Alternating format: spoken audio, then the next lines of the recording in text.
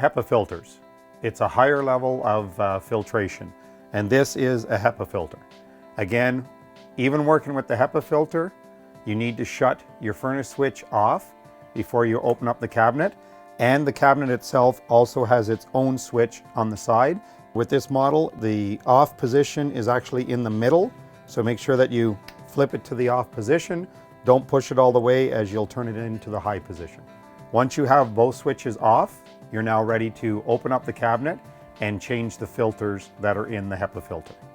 In this particular model, there are 4 clips on the HEPA filter, okay?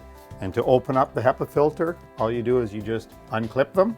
It's a good idea just to keep your hand holding the door on in place, because it will drop off, because there's nothing holding it once you have the 4 clips undone. Okay? So now that we've got the door off, you're now inside the HEPA filter itself. There are 2 types of filters.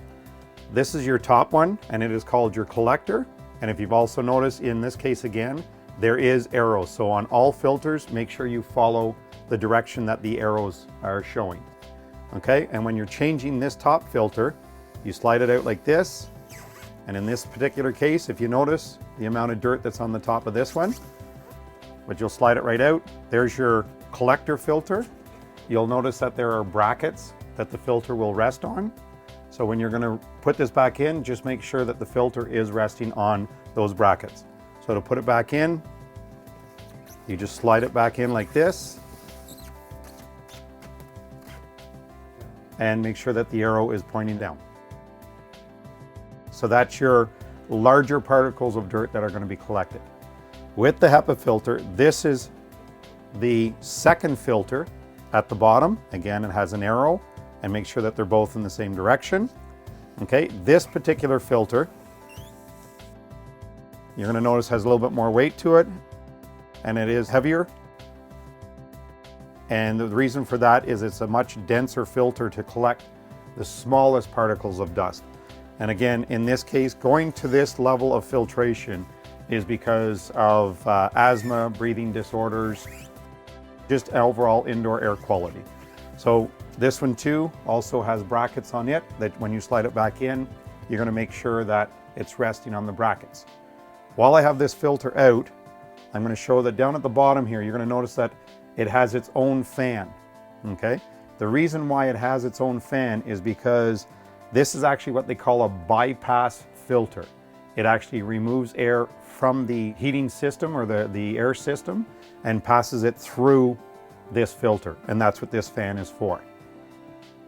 A HEPA filter is a bypass filter. It means that it removes air from the system.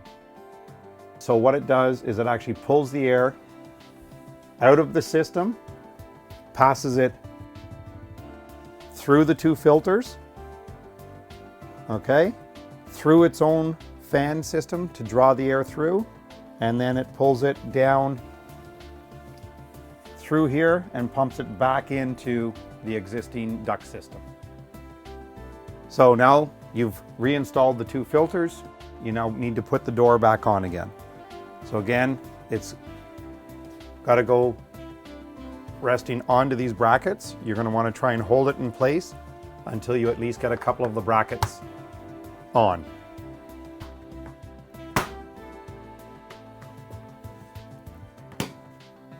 You're going to want to turn your switch back on for the HEPA filter.